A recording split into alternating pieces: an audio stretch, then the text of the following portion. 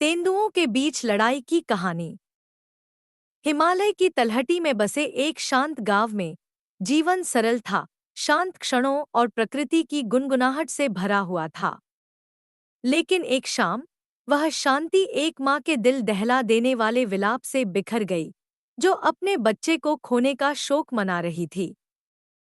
एक खूंखार तेंदुआ लड़के को उठा ले गया था, जिससे गांव में भय और दुख का माहौल था। जिम कॉर्बेट, एक शिकारी जो अपने कौशल और करुणा के लिए जाना जाता है, मदद करने के लिए आया था। जब उसने महिला की चीखें सुनी, तो वह उसके दर्द का बोझ महसूस करने से खुद को नहीं रोक सका। उसने गांव के पुरुषों को दोषी ठहराया, पूछा कि उन्होंने तेंदुए का पीछा क्यों नहीं किया, क्योंकि उनका मानना था कि अगर उसका पति जीवित होता, तो वह उसके बेटे को बचा लेता।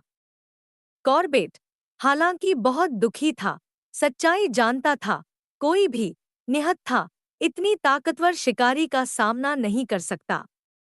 कोई कुछ कर पाता, उससे पहले ही लड़का खो गया। कॉर्बेट ने घटनास्थल की जांच की, तेंदुए के विनाश के मार्ग का पता लगाया।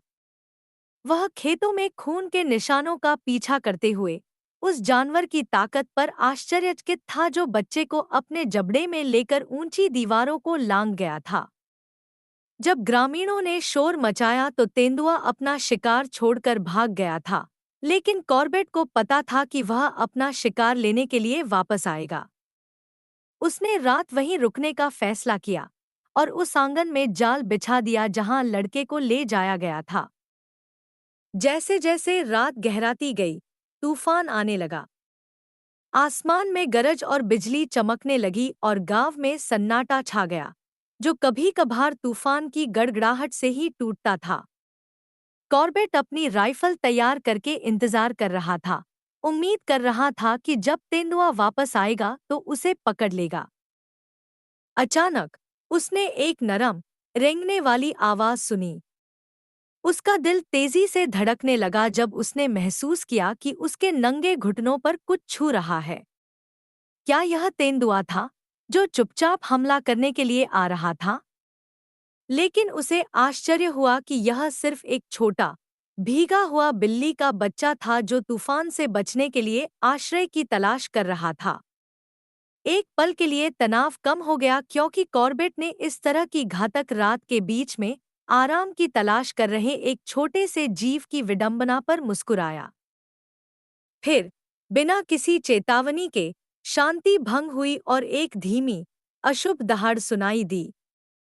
कॉर्बेट ने ध्यान से सुना क्योंकि दहाड़ एक भयानक दहाड़ में बदल गई।